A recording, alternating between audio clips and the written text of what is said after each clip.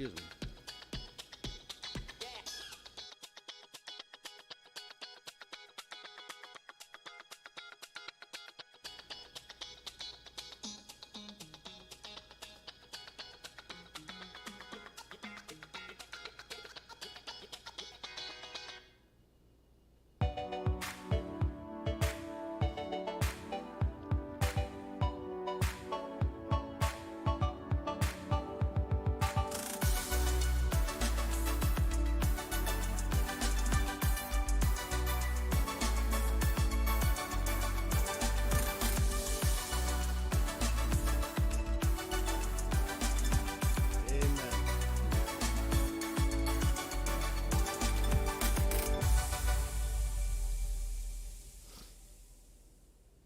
Good morning, Abiding Word family. We are so excited to have you join us for an incredible day of worship.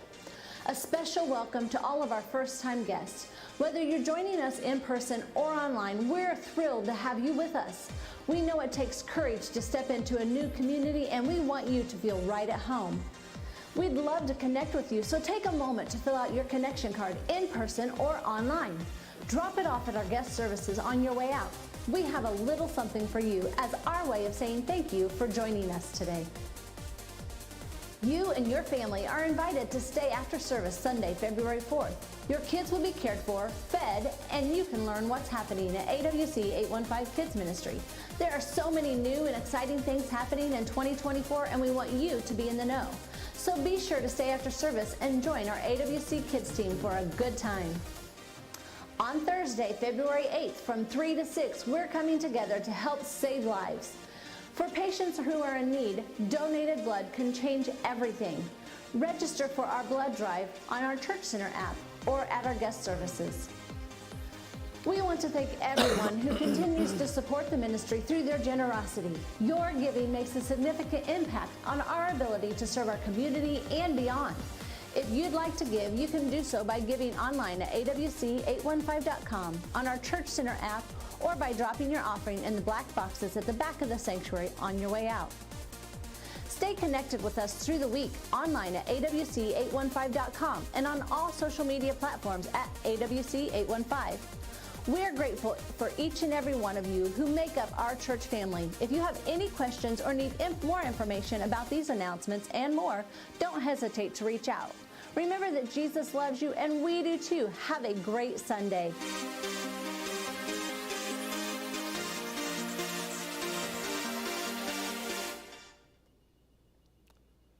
Good morning, everybody.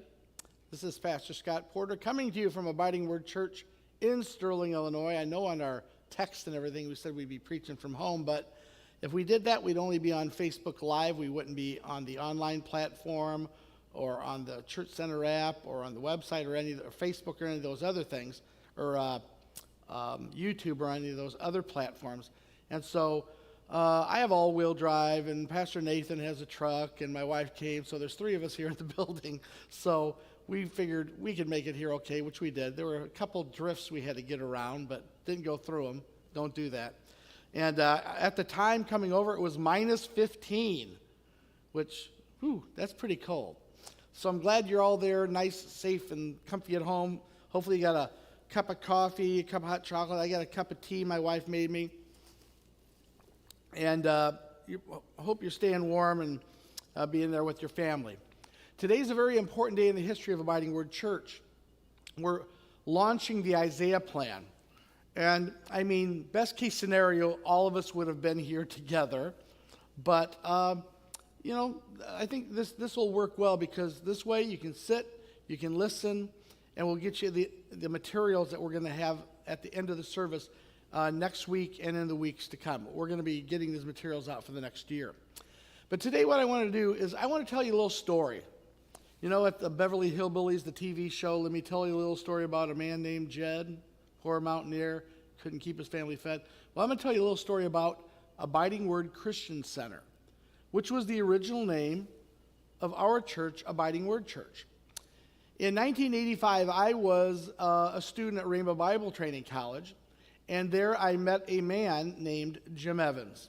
And that's this man right here. We have photos. This was the man who had a vision to come back to Sterling and start a Word of Faith church, Abiding Word Christian Center. And he came back in 85. I came back in the spring of 85 with him. He was just getting ready to graduate in May. I had one more year to finish. But we came back, and he and his wife Tish, and there was he'd been having Bible studies in the area for the last year and a half to 2 years, driving from Tulsa back to the Sterling area, having Bible studies with a group of people. And there was a building that became available at the corner of 3rd Street and 5th Avenue. Nowadays, you know it as Static Hair Studio, but this is what stood there back then. It had been vacant for several years. Before us, the Rolling Thunder Motorcycle Gang was using it as a clubhouse. But I went over there with Pastor Jim that day, and I remember walking in and seeing the sanctuary. And as you can see, it was in much need of repair from here, the frontal view, and then from the rear view.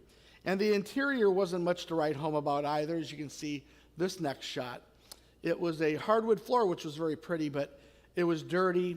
There were beer cans in the baptistry. There was human waste smeared on the walls because, let's just say, the motorcycle gang wasn't having Bible studies there. They were doing other things.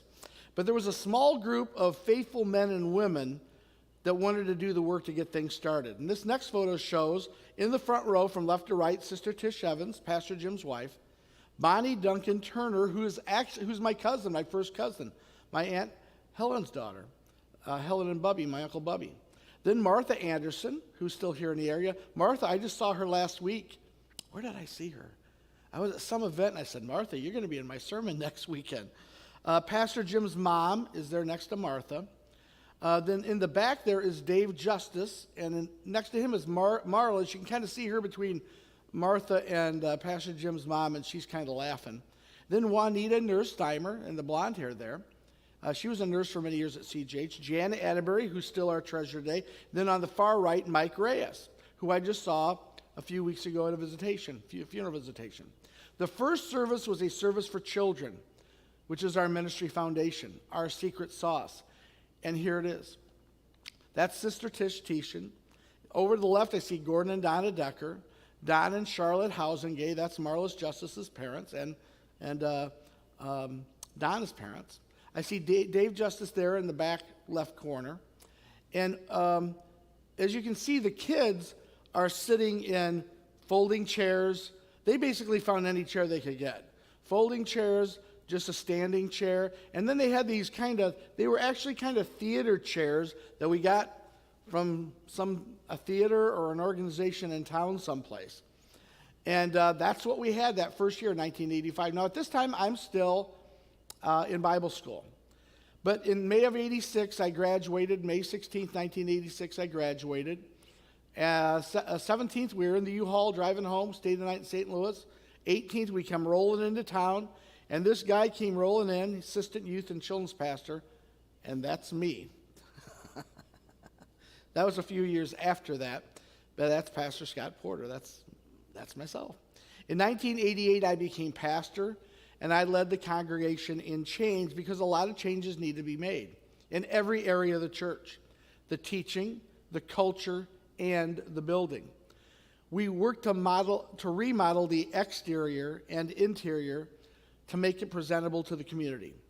I work to lead people to think outside of the four walls of the building into the surrounding area.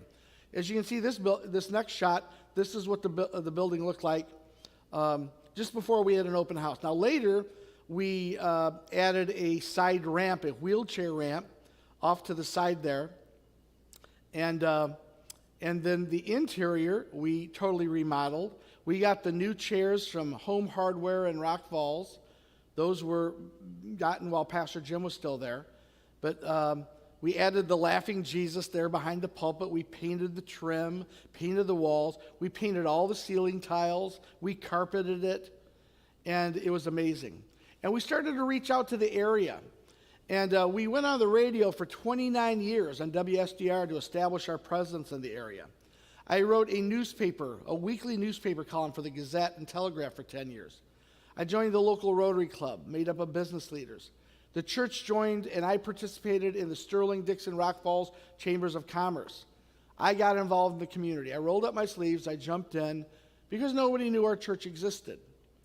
And a few years later, God led me to lead the people to pay off the mortgage on that first building with our Retire Mort campaign. That's what we call it. We call it the Mortgage Mort.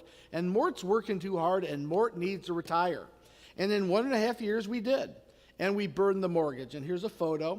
And there you can see that's Pastor Terry and I. That's Julie Carskaden, an early member of our church. That's my brother Sean over there by the door, my faithful brother Sean. So thankful for my brother.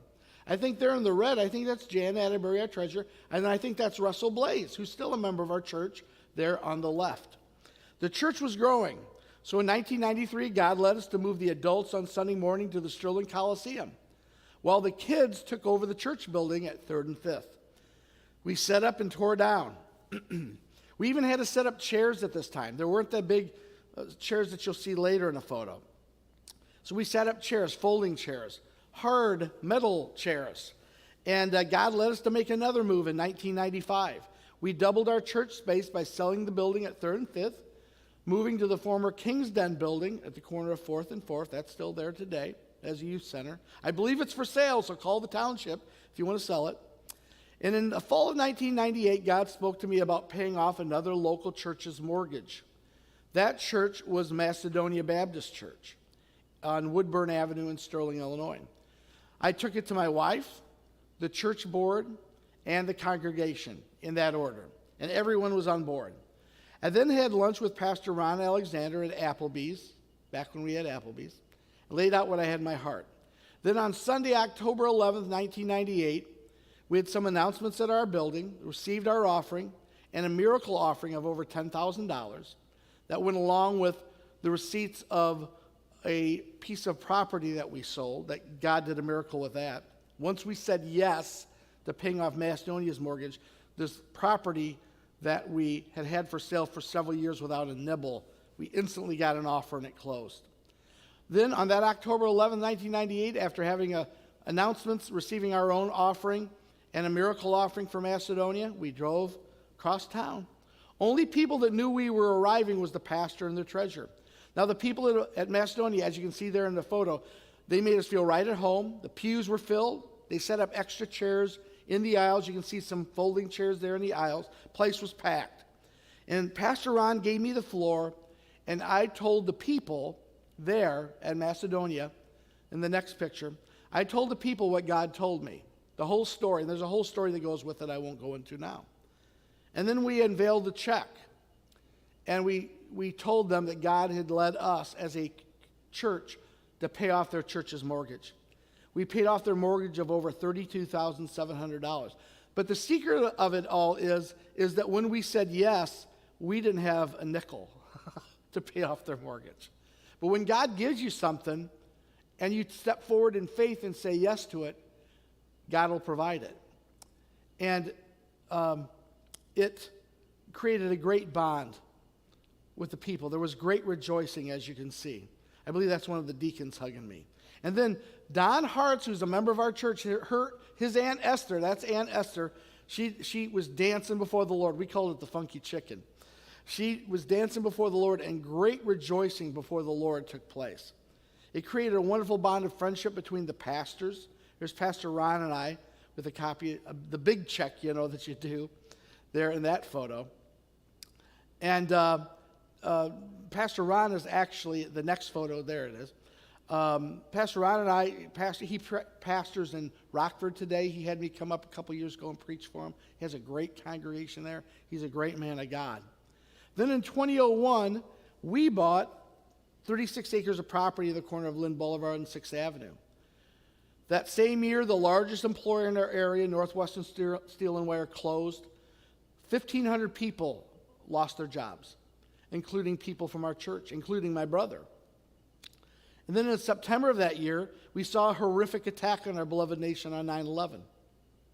We were plunged into war. The world around us falling apart.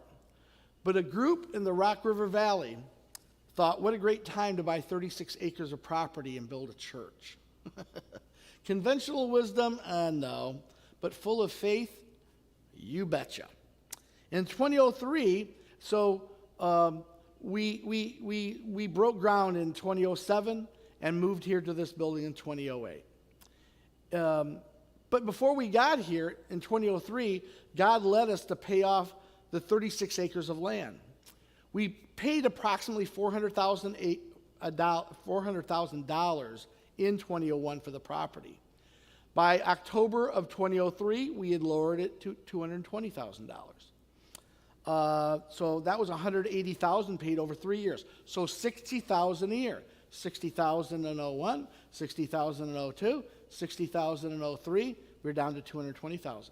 So in the fall of 2003, I went to the mountaintop down to Virginia, where I love to go, down at Shenandoah National Park. I got a cabin, the Fell Cabin, for the first time. That was 21 years ago. And I was on Stony Man Mountain, is the name of a mountaintop there. And God told me, I want you to pay off the mortgage in the next year. So we'd done $60,000, $60,000, $60,000. Now he's saying, I want you to pay off $220,000 in 1 year. And I did the math in my head real quick, like, well, he only did 60,000, 60,000, 60, now he's saying doing 220 in one. We did 180 in three, now he's saying do 220 in one. And I said, yes, sir, we'll do that. It's the exact same thing I said to God when he said pay off Macedonia Baptist Church's mortgage. I thought, we don't got a dime. I don't know how much their mortgage is, but I said, yes, sir, we'll do that. So I sat down and God gave me what I call the master's plan. In March of 2004, we went from that $220,000 to $168,000. June of 2004, we went to $121,000. September to $102,000. October, the day we're going to receive a miracle offering to pay the whole thing off, we went from $102,000 to $67,000 in one Sunday. And I remember closing that service by saying, well, we got $67,000 with the pledges that have been made through the master's plan. People made pledges to pay it off over that year. I said within 4 months, those finances will be paid off, the mortgage will be paid off, and everybody shouted and glorified God there at the Coliseum that day. And then I said something that I was not planning on saying. It wasn't in my notes. I just said it spontaneously. I said, unless somebody has $67,000, we'll be dismissed. And I think it was less than that, wasn't it? I think it was like $30,000. I think we received the miracle offering. It took it lower than that. But I said, unless somebody has X amount of dollars, whatever was owed, we'll be dismissed. And the moment I said that, unbeknownst to me, a man and wife turned and looked at each other and said, did you just hear that? And he said, hear what? She said, God told me that we're supposed to pay that off. He said, I heard the same thing. They came, told me that in the lobby, and the next, like 2 days later, they brought us the check for the amount. Building was paid off end of October 2004, or I should say the land was paid off. So now the land's paid off 2004, but we're not ready to build yet. There are additional steps, remember that word, to be taken to get there. Now in 2004, we're right back where we were in 1993. The kids were out of space at the church building. The adults had reached 75% capacity, so we went to 2 services earlier than 2004, but we went to 2 services at the King's Den building. Then we added a Saturday night service at the King's Den building. So the adults in 2004 headed back to the Coliseum for 4 years of setting up and tearing down every Sunday. Now the church was once again growing. We didn't have to set up chairs because they had this cool stadium seating. You'll see it in the next photo. Isn't that cool?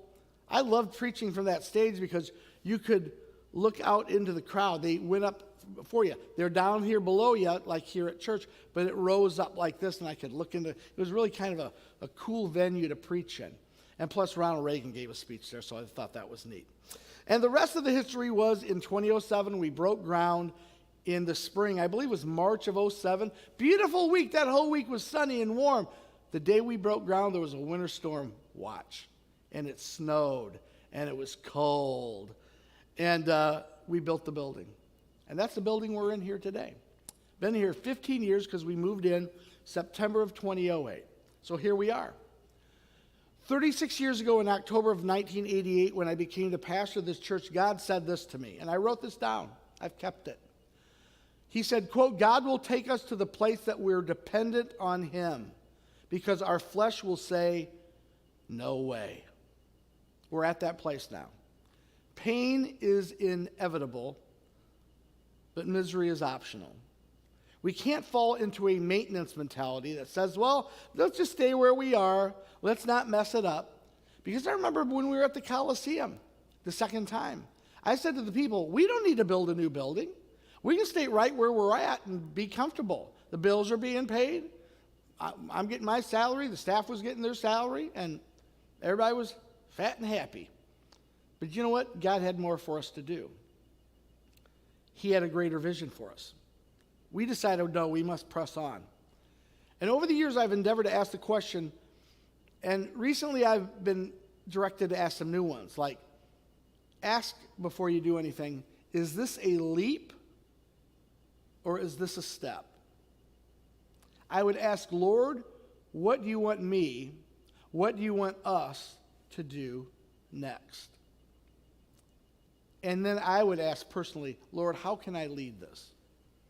What I've endeavored to portray to you in telling the story of this church from its inception until moving into this building is that each time we made a significant move and following God. God spoke to me as the pastor. I relayed it to the people, and then we took a step. Today, we take the next step, and you get to be a part of it. Now, some of you were part of what you saw on the screen here today. Many of you weren't. But today, you get to participate. Just as larger planes need a longer runway to take off and fly, big ideas need a longer runway of thinking to get launched. So, in November of last year, I went to the mountaintop. Didn't stay in the same cabin that I did in 2003, but the same place. There in Shenandoah National Park. And I went there to drive the action to finish 2023 strong, which we did, while beginning and balancing our efforts to lay our foundation for 2024 and beyond. Today I will be transparent. There's good news and there are challenges. The reason this season is a very important time in the history of our church. I've always taught and believed that God leads his children by steps. You never get anywhere in just one giant leap, but over time, step by step. The Bible tells us, Psalm 37, steps of the godly are directed by the Lord. He delights in every detail of their lives. It's time for the godly of Abiding Word Church, the people of Abiding Word, to take some steps to paying off the mortgage on this church building. It's time for us all to be directed by the Lord. It's time to lay out some detail so that we are all on the same page, fully informed of where we are going, and how we can get there. Now is the time. This is the place. We are the people to finish the race with the Isaiah Plan.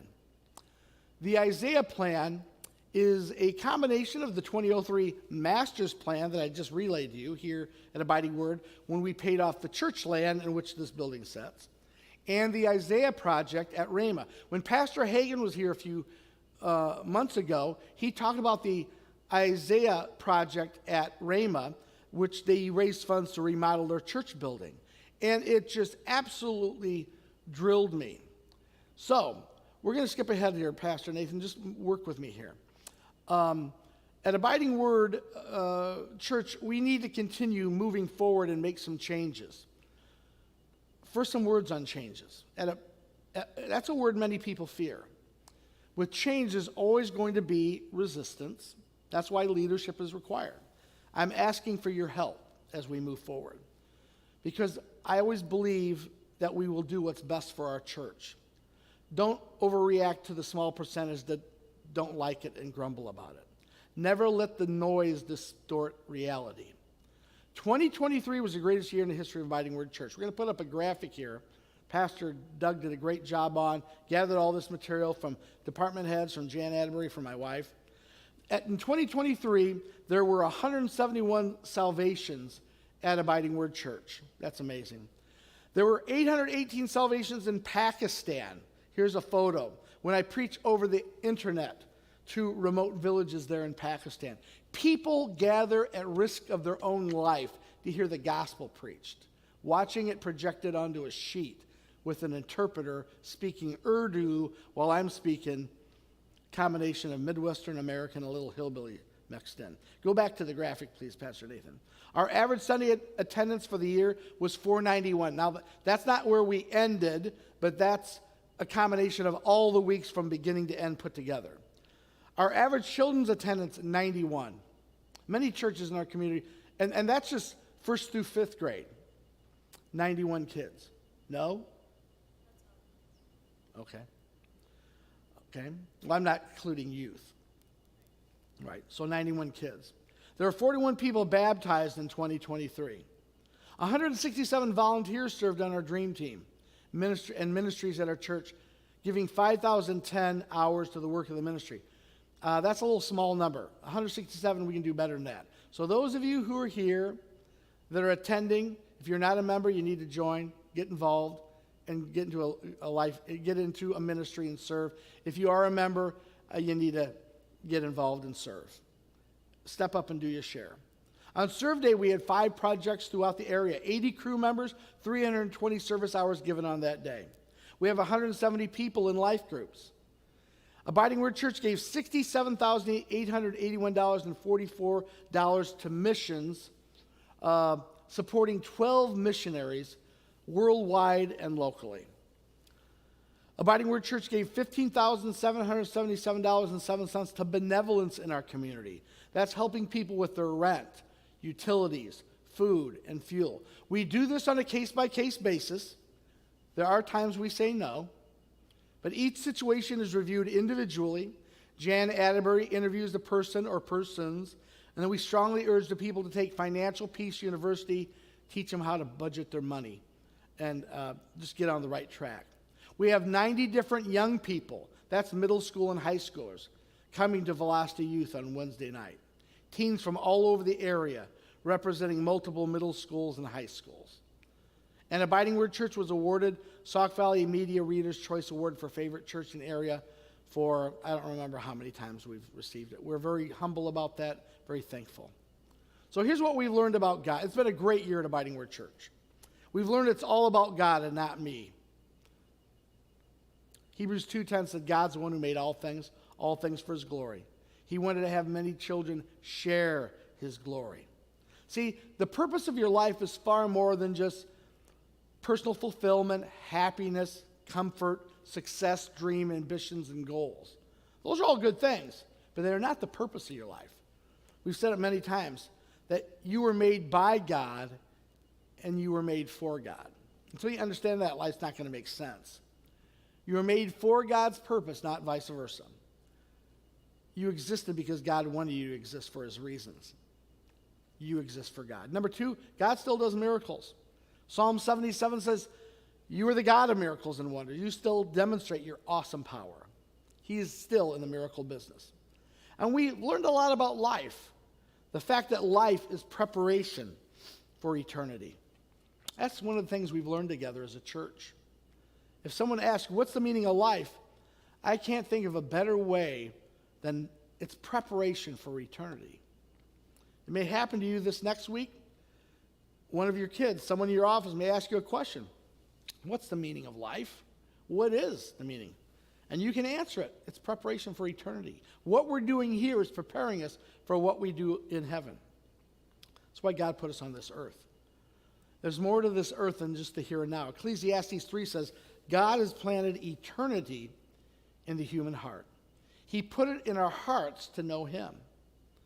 And you are also put on this earth for 5 purposes. Proverbs 16 says the Lord has made everything for his purposes. We want to balance that. There's a Bible word for these things. I was planned for God's pleasure. That's worship. I was formed for God's family. That's fellowship. That's why you can't just sit at home all the time and watch online. You need to be here in the building, if you live in the area. If you're watching from 100 miles away or in another state, God bless you, we love you. You're part of the online community. But if you're here locally, you need to get here more often than not. Why? You need that fellowship. You were created to become like Christ. That's discipleship. You're shaped to serve God. That's ministry. And you're made for a mission. That's evangelism. Sharing the good news of the gospel. Get this one. This is a biggie. We grow through commitments. It takes a whole lot more than just coming to church to grow spiritually. You can go to church every Sunday in your life for the rest of your life and still be spiritually immature when you die. It takes a lot more than just sitting and listening to the message. You have to put it into action. You have to put it into practice. You have to make commitments. And then you have to follow through with those commitments. You have to turn up the heat on your life and say, I need to go to the next level in my life spiritually, in my spiritual journey. I can't just stay the same for my entire life and go to church. It takes activity. It takes commitment. It takes learning and growing and serving and giving. The Bible says this in James 2. Faith by itself, if it is not accompanied by actions, is dead. You've got to act on it. You've got to make commitments, and you have to follow through. For instance, today, 11 people were going to get water baptized today, but because of the weather, the baptismal is all set up. I bet it's nice and warm. But no baptism today, so we're going to have a big baptismal service at Easter. in March. That's the last week of March. So here it is, folks, the Isaiah plan. Are you ready? Until he comes, let's plan our work and work God's plan. Here at Abiding Word Church, we're taking the limits off.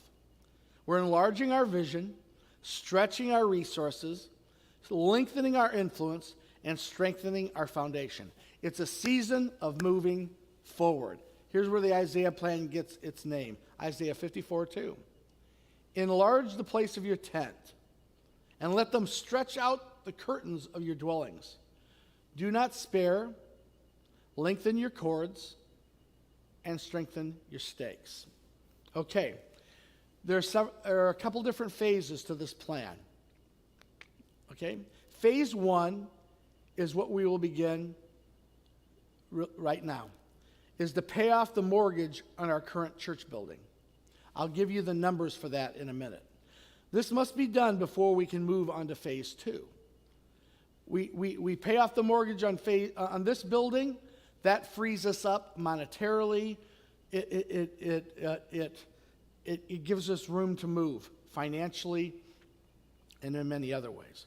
Phase 2, you're going to see a photo. Build a youth center for Velocity Youth.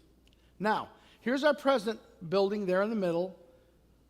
It's this proposed church building. This is from our blueprints.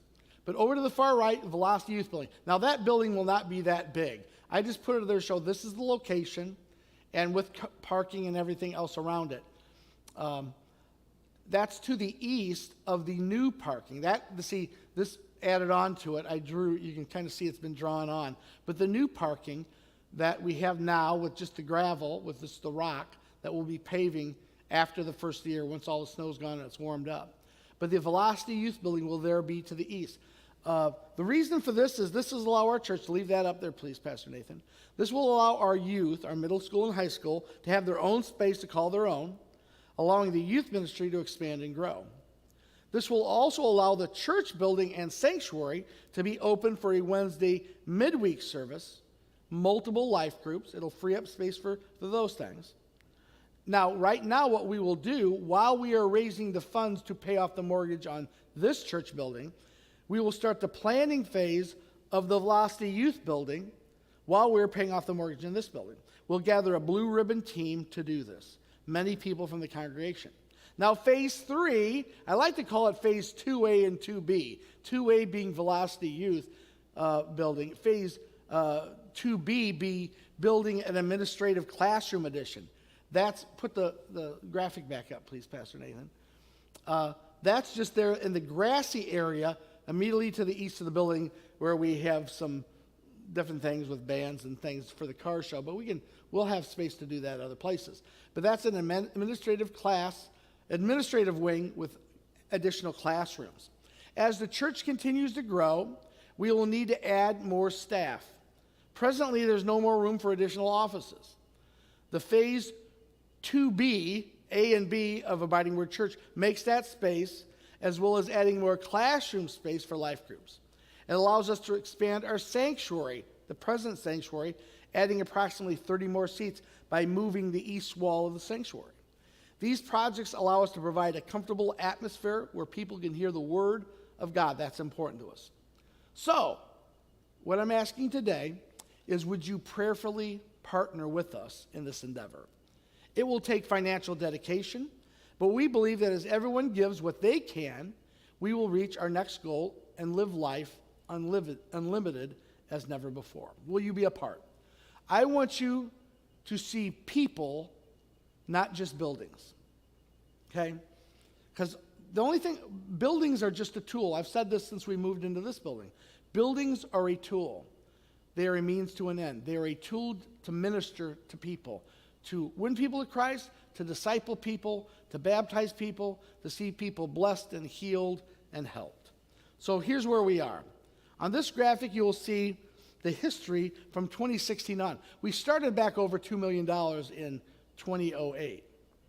In 2016, our mortgage, we had 2 mortgages. At the very beginning, we actually had 3 mortgages because of the mortgage crisis. Our original bank, Amcor Bank, you remember them,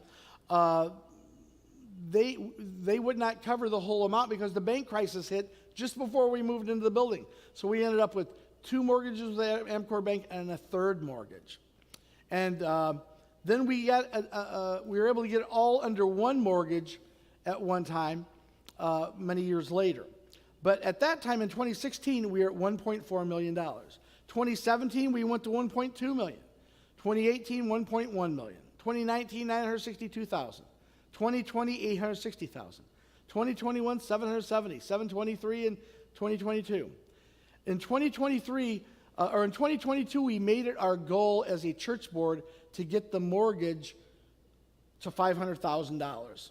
We ended 2023 at $499,000, and today our present mortgage is at $489,000. So God has brought us so far. Next graphic, Pastor Nathan.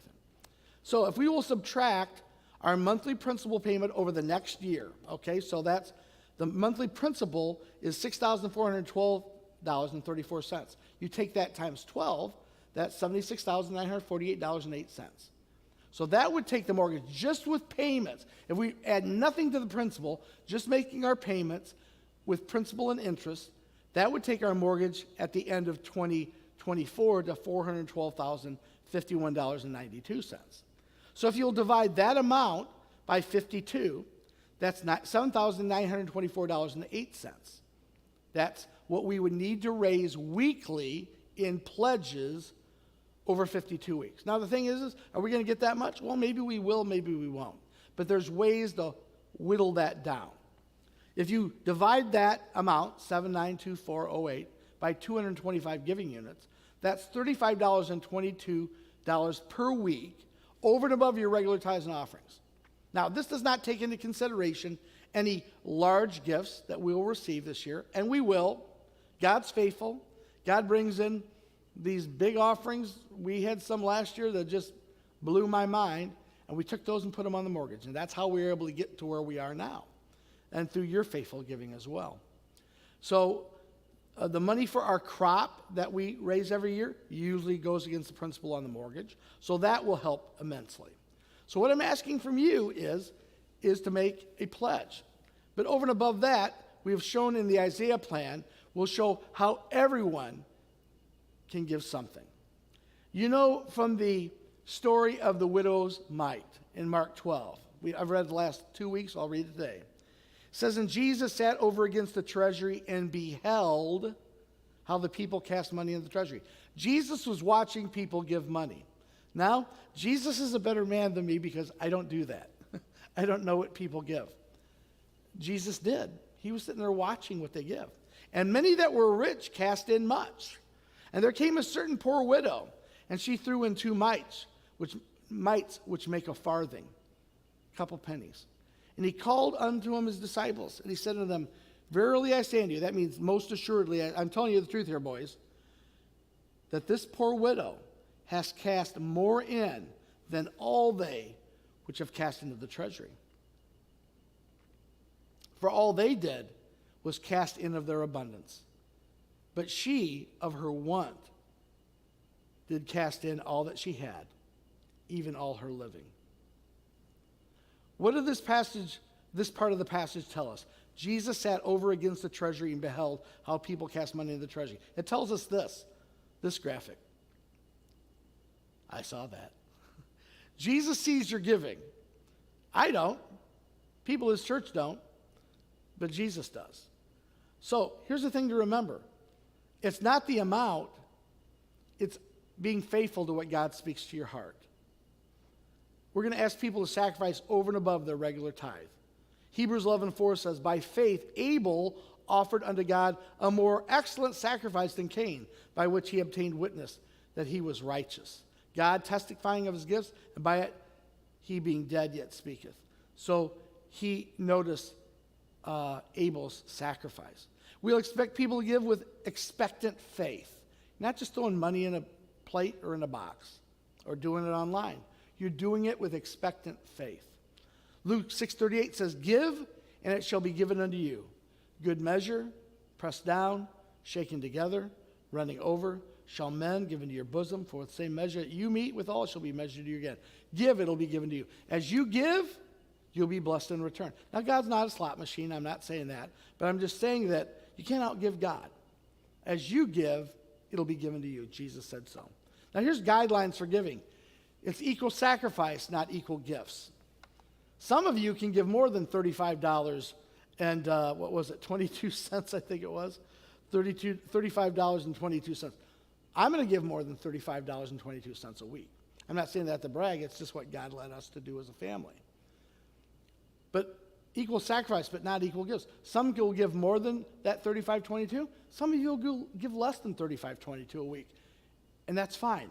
You talk to God about what he wants you to do and just obey him. When everyone does their part, no one person has to carry the burden alone.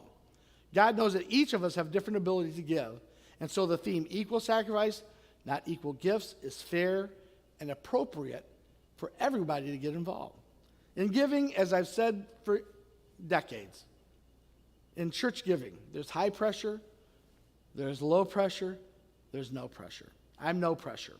But I'm expecting you to talk to God because he will lead you to give more, to do more than I could ever guilt you into giving. Guilted pledges don't last. But as you talk to the Lord, be sensitive to what he says. Here are 4 ideas for you to consider. You can give cash right up front. Involve your whole family in raising a specific amount.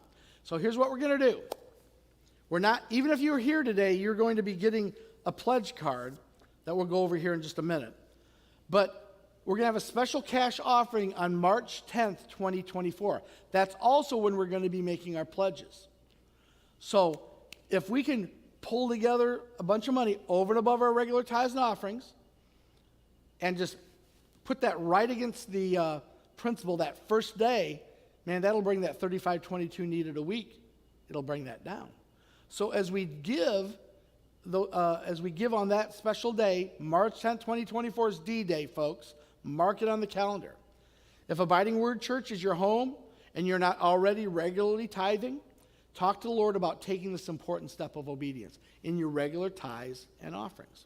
If you have your own business, consider tithing or giving offerings from your business account toward the Isaiah plan.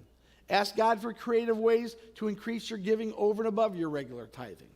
Now, here's the next one. You can give a 12-month pledge, and that's what we're asking everybody to do. Unless you want to just write a check up front. One person did that. A gentleman came in the other day, wrote a big check, and that, really was a big help to the mortgage. But you can give a 12-month pledge. We're going to give you this card. If you can pull that up, Pastor Nathan. You'll get this next week and in the coming weeks. You can give far more when it's spread out over time. On here, it says it gives you, if you pledge $5 weekly, that's $260 yearly. And it depends on how you give. Some people give weekly. Some people give bi-weekly. That's how I give because we get paid every 2 weeks. So we give bi-weekly. Some people give monthly. If you want to make a pledge, $50 a month, that's divide that by 4, basically to give you a weekly amount. So it'll have on here weekly and yearly giving. Then on the back, your name, your address, phone number, email, etc., and then the pledge that you want to make. You'll take that, you'll drop that in the offering container at the end of service on March 10th. Actually, we're going to have everybody march up front, and we'll all make our pledge together. We'll do a Jericho march. On March 10th, you can give a 12-month pledge. You can give far more when it's spread out over time. And we'll receive that, as I said, March 10th, 2024. What can you believe God for this year? Are you a genuine pipeline for God's wealth that can flow through? If he can get it to you, he'll get it to you if he can get it through you. But if he gets it to you and all you do is just hang on all to yourself, the blessing stopped. Why? Because it's not going through. Are you ready to be a miracle as you trust and obey God to give as God blesses you? Here's another way you can give.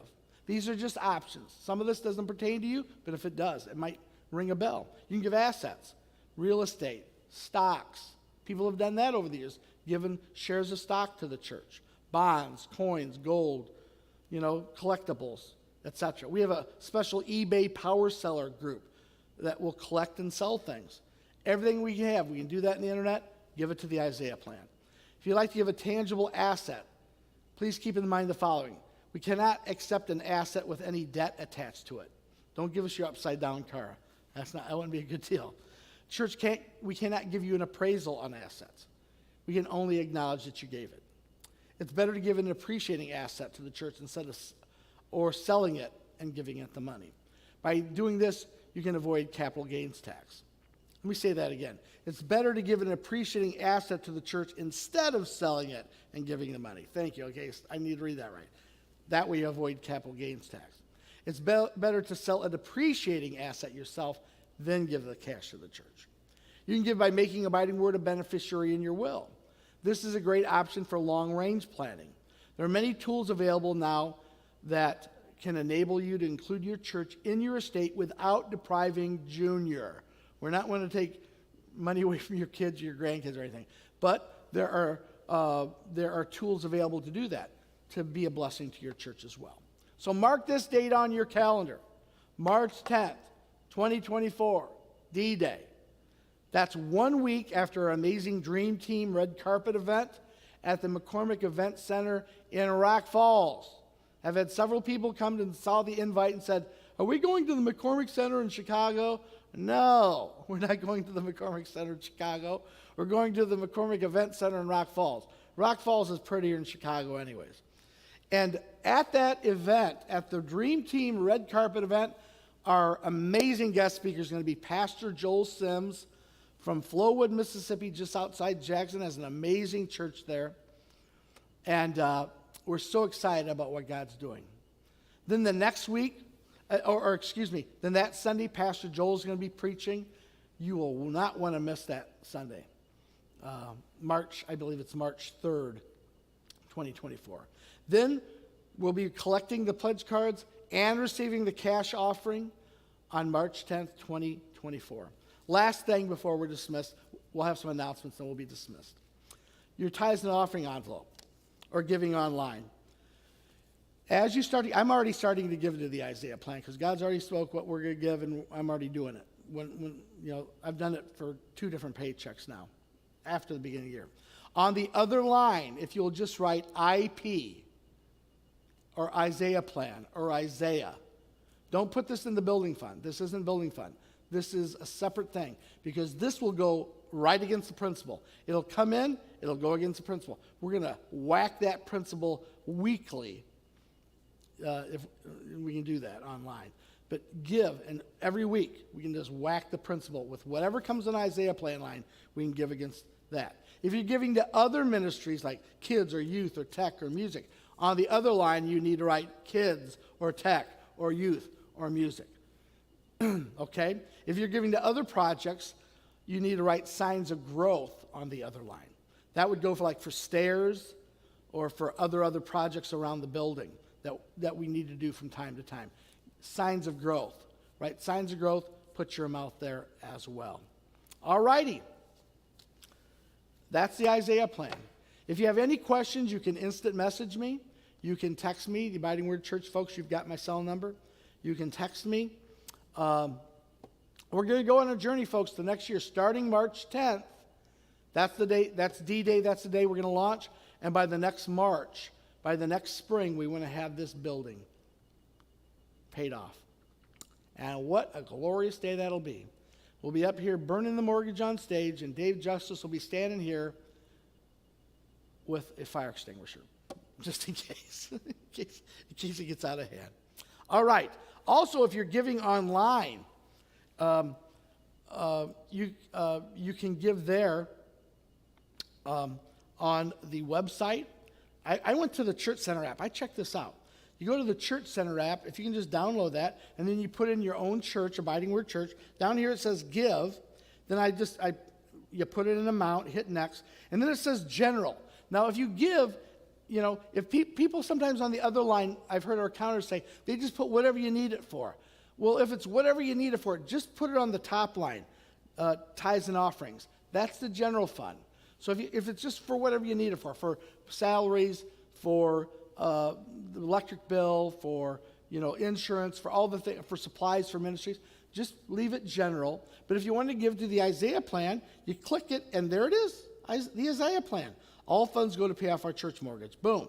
And that's a one-time gift, Sauk Valley Bank, or you can make that a recurring gift, Just set it in there. I think I'm going to do that. I'm just going to set it. I'll give my regular amount for my regular tithes and offerings, but I'm going to put my recurring in there, so it just, every week, it just boom, boom, boom, boom. It'll just do it weekly. And I'll put that in my online checkbook, and we'll be ready to go.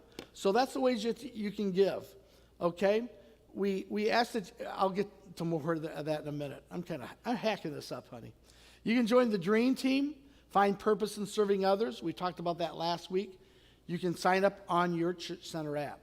Financial Peace University starts this week. It's a 9-week course. Teaches you the step-by-step plan to win with money. Gives you all the tools you need to budget.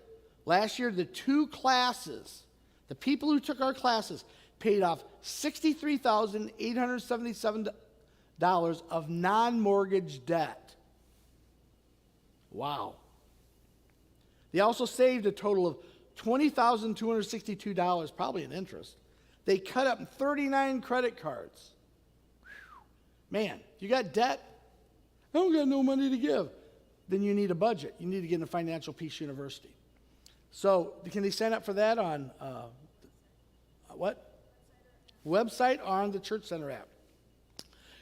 Your end-of-year giving statements were emailed out on January 14th. They're also available on your Church Center app, folks. If you got a smartphone, you can get Church Center app. Just download it. See guest services for help finding it if you don't know how to find it. But what it is, it's just basically, it's a little church building. Let me find it here. Yeah, it's a little green-blue church building, Church Center. That's what you just look up. If you need a hard copy, put a note in your connection card. Office will print one up for you.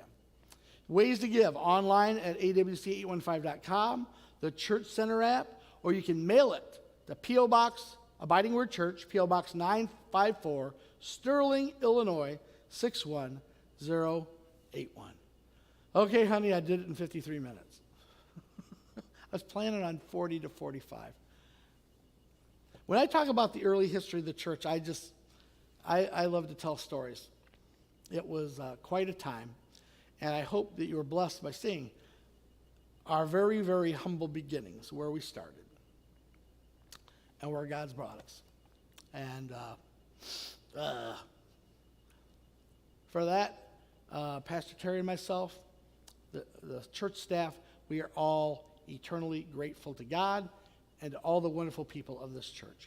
I told Pastor Nathan I felt like this was preaching during COVID, preaching to an empty congregation. I wish we could have got all the faces, because they taped the faces of people right around the general area where they sat, and that was a real blessing.